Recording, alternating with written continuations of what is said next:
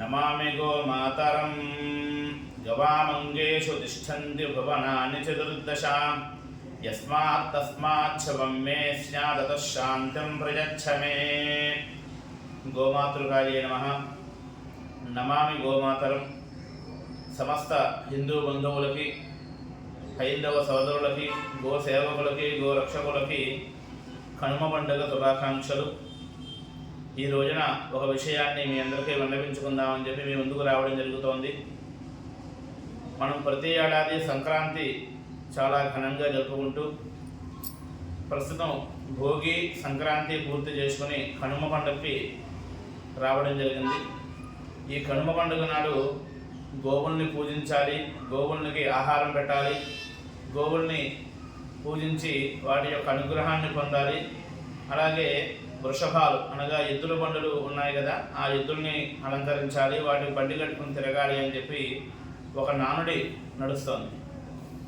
మనం ఈ పండగ టైంలోనే, ఈ పండగ సమయాల్లోనే వాటి గురించి ఆలోచించడం కనిపిస్తోంది తప్ప మిగతా రోజుల్లో ఎక్కడా కూడా గోవుల యొక్క రక్షణ కానీ గో సేవకులు ముందుకు రావడం జరగట్లేదు। ఎప్పుడైతే గోవులని సుభిక్షంగా కోతకు గురి కాకుండా ఎప్పుడైతే గోవులన్నీ సురక్షితంగా ఉంటాయో, వృషభాలన్నీ సురక్షితంగా ఉంటాయో, అప్పుడు ఈ యొక్క దేశానికి, ఈ లోకానికి, మన ప్రాంతాలకి కూడా నిజమైన పండుగ వాతావరణం। ఈ రోజున ఎక్కడెక్కడ వాళ్ళు వస్తారు, వాళ్ళకి అనేక రకాల బళ్ళు కార్లు ఉన్న ఏదో ఎదురు బండి ఎక్కి ఫోటోల కోసం। నిన్న కాకమన్న ఒకళ్ళు మీ ఆవు దూడ కావాలండి, సంక్రాంతి వేడుకలు చేసుకుంటున్నాం, అక్కడ కట్టుకుని గోపూజ చేస్తామండి అంటే వేడుకల దగ్గర ఒక ఆట బొమ్మలా మిగిలిపోయినటువంటి గోవు కొన్నాళ్ళకి కనుమరుగయ్యే అవకాశం కనబడుతోంది। దత్త హనుమ గోశాల తరపు నుంచి మేము సుమారుగా ఇప్పటికీ 450 ఆవుల్ని కాపాడడం జరిగింది। ఇది చెప్పుకోవడం వల్ల మాకు ఏదో కిరీటం వస్తుందని కాదు, ప్రతి మానవుడు, హిందువుగా బ్రతికే ప్రతి వాడు కూడా గోవుల యొక్క రక్షణకు పూనుకోవాలి।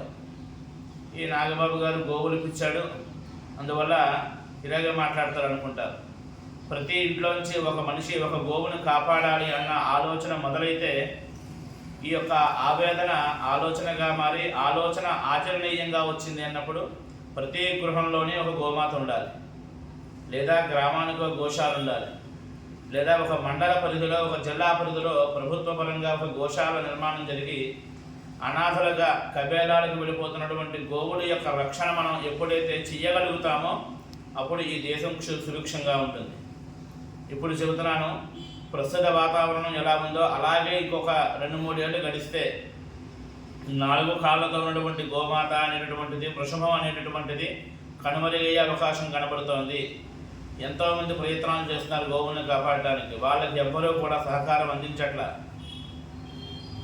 నేను ఒక తవుడు బస్తా ఇస్తానండి, 4 ఫోటోలు తీసుకుంటానండి, నేను ఏదో ఇస్తానండి, 4 ఫోటోలు తీసుకుంటానండి, ఫోటోలకి పరిమితమైపోయేటటువంటి జీవి గోవు కాదు। గోవు సర్వజీవనానికి, సమస్త మానవులకి, సమస్త దేవతలకి ఆధారభూతము। తల్లి దగ్గర పాలు లేకపోతే బిడ్డకి తాగు పాలు పట్టించమని డాక్టర్లు చెబుతున్నారు। సమస్త జ్ఞానాలని అందించేటటువంటిది గోమాత। దయించి అర్థం చేసుకుని మనిషిగా బతుకుతున్న ప్రతి వాడు కూడా గోవుల యొక్క రక్షణకు పూనుకున్న నాడు ఈ లోకం క్షేమంగా ఉంటుంది।